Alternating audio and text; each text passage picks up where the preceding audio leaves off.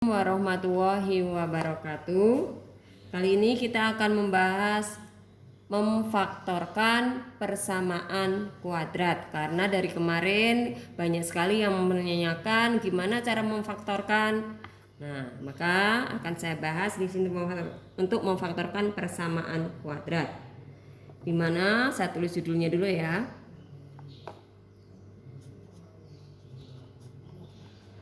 Pemfaktoran persamaan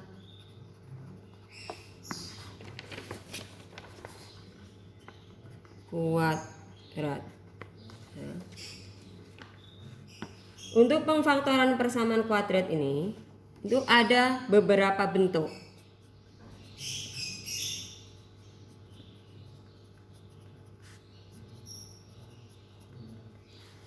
Yang pertama ya, itu adalah bentuk A, B, C lengkap.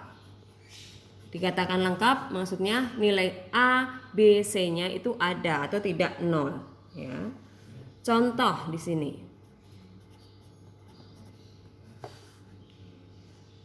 X kuadrat min 7x min 8 sama dengan 0. Kita tentukan nilai A-nya dulu. A sama dengan 1, B sama dengan min 7, C sama dengan min 8 ya. Kemudian kita tulis faktornya. Di mana faktornya? Karena di variabel awal ini adalah X kuadrat, di A ini adalah X kuadrat, maka kita tuliskan X-nya untuk sebagai pemfaktornya.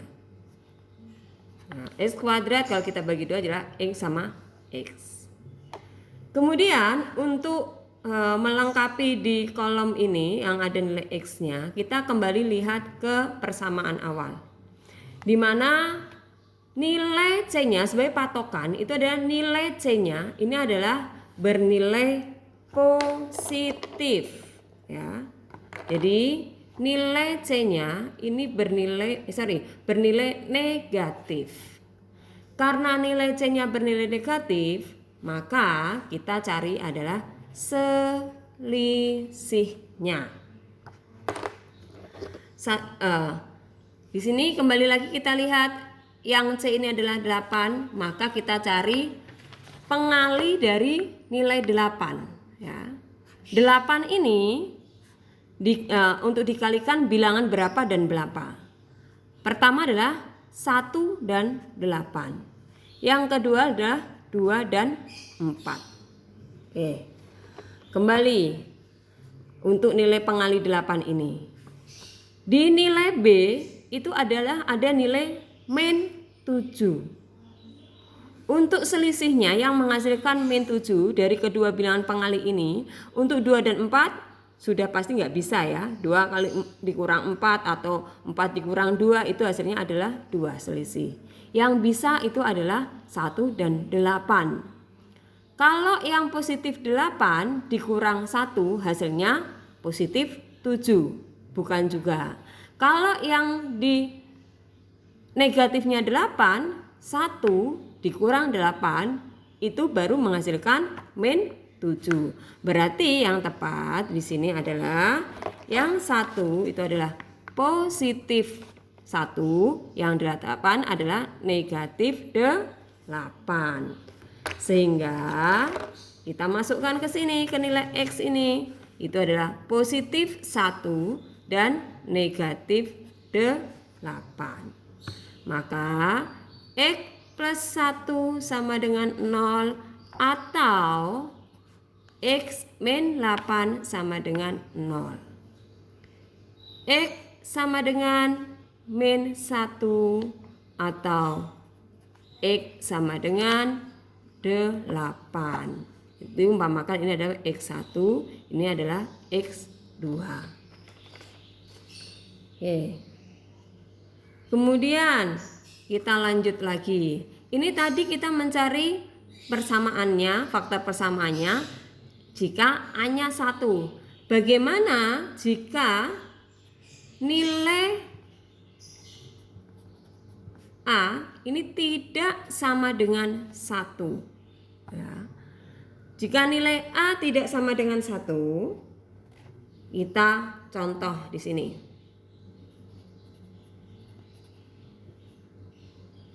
6x kuadrat min 17x plus 12 sama dengan 0. Kembali lagi kita lihat nilai A-nya sama dengan 6, B sama dengan min 17, C sama dengan 12. Ya. Kita lihat A ini tidak sama dengan 1, nilainya 6. Langkah awal ya, ini sebenarnya 6 bisa artinya 2 sama 3, 6 sama 1 atau 1 sama 6. Tapi untuk alternatif kita ambil di sini supaya nanti mempermudah. Saya ambil karena di sini 6x kuadrat. Yang pertama faktornya adalah 6x, yang kedua juga 6x. Supaya nanti hasilnya 1, 6x dan 6x ini kita bagi semuanya dengan 6. Sama dengan 0. Kembali ke awal lagi. Kita berpatokan pada nilai C. Di mana nilai C-nya ini adalah positif. Kalau yang atas tadi adalah negatif, itu adalah selisih. Tapi kita lihat yang ini adalah positif, maka karena nilai C-nya adalah positif, maka yang kita cari nanti adalah jumlah. Ya. Jadi yang dimaksud adalah jumlah dari pengali, karena di sini kita lihat dulu sebelumnya, kita kalikan dulu. Kalau tadi maaf saya nggak kalikan karena di depan 1 sudah langsung 1 kali 8 itu adalah hasilnya 8. Karena di sini ada depannya adalah A-nya adalah 6, C-nya ada 12, kita kalikan terlebih dahulu. 6 dikali 12 yaitu 72. Maka di sini kita cari pengali dari 72. Ya. 72 jika dikalikan bilangan berapa dan berapa saja, yaitu yang pertama 1 dan 72. Kemudian 2 bisa 2 dan 36. Kemudian untuk 3 dan 24. 4 dan 8. 4 dan berapa? 4 dan 18. Kemudian 6 dan berapa? Supaya hasilnya 72 yaitu dan 12. Kemudian kalau tadi saya kenapa nggak sebutin 5 nggak bisa ya. 5 kali berapa sini 72 nggak ada. 7 kali berapa hasilnya 72 nggak ada. Sekarang 8. 8 kali berapa hasilnya 72 yaitu 8 kali 9. Kembali ke sini tadi jumlah ke yang nilai C. Jika jumlahnya kalau dijumlahkan hasilnya 72, sudah pasti yang atas enggak. 1 tambah 72 enggak menghasilkan 72. 2 tambah 36 juga enggak 72. Maksud saya enggak 12 ya. 2 tambah 36 enggak 12. 3 tambah 24 tidak 12. 4 tambah 18 tidak 12. 6 tambah 12 ini yang hampir mendekati. Tapi 6 kalau dijumlahkan dengan 12, maaf kembali, maksud saya hasilnya yang B, bukan 17 maksud saya ya. Kita lihat yang mendekati adalah 6 plus 12 yang menghasilkan 17. Tapi di sini min ya. Kemudian yang dijumlahkan menghasilkan 17 itu yang tepat itu adalah 8 dan 9. 8 dan 9 dijumlahkan hasilnya 17, menghasilkan nilai B maksud saya. Ya. Jadi di sini karena B-nya adalah negatif, yang pas itu adalah min 8 dan min 9. Maka kita tulis di sini min 8 min 9. Mau yang di depan sini yang 9 min 9, yang ini yang min 8 boleh sama aja ya. Kemudian kita lihat dari 2 ini yang dalam kurung ini, 2 faktor ini kalau dibagi 6, 6 bagi 6 bisa. tapi 8 nggak bisa. Begitu pun di sini 6 bisa, 9-nya nggak bisa. Kita cari pengali dari 8, kalau 6 dari 6 kalau begitu.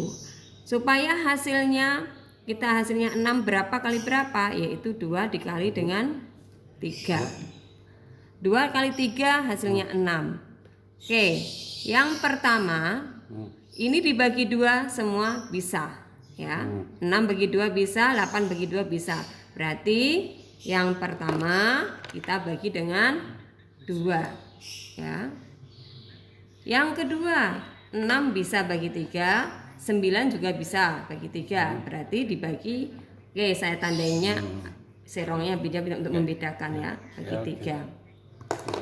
Berarti yang 6 ini bagi 2 tadi berarti menjadi 3x, 8 bagi 2 adalah menjadi 4. Kemudian yang kolom satunya 6 bagi 3 adalah 2x, 9 bagi 3 adalah 3 sama dengan 0. Sehingga didapatkan x-nya 3x min 4 sama dengan 0 atau 2x min 3 sama dengan 0. Sehingga nilai x-nya 3x sama dengan 4 atau 2x sama dengan 3. X sama dengan 4/3 atau X sama dengan 3/2. Umpamakan ini X1, ini X2 ya. Oke. Ini tadi adalah untuk bentuk pemfaktoran persamaan kuadrat yang nilai A, B, C-nya lengkap. Kemudian bagaimana untuk yang nilai A, B, C tidak lengkap? Untuk yang akan saya bahas pertama itu adalah untuk nilai C yang tidak lengkap.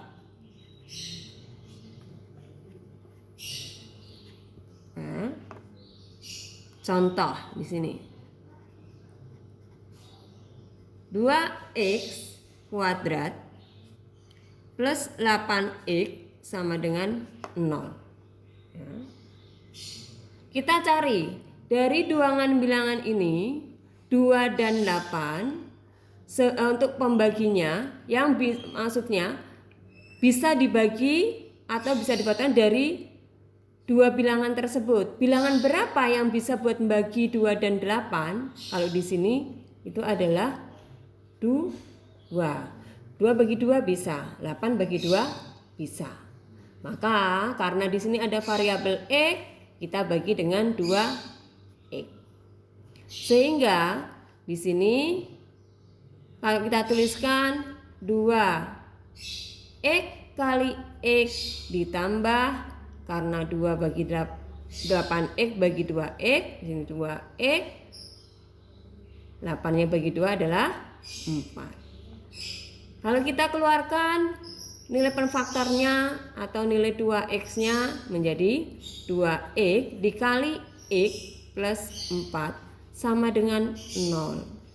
Sehingga 2x sama dengan 0 atau x plus 4 sama dengan 0. X sama dengan 0 atau X sama dengan min 4. Ini X1, ini X2-nya.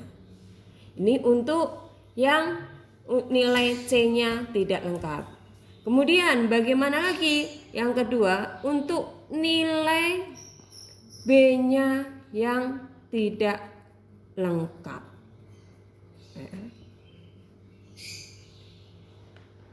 Contoh di sini untuk nilai B yang tidak lengkap ya.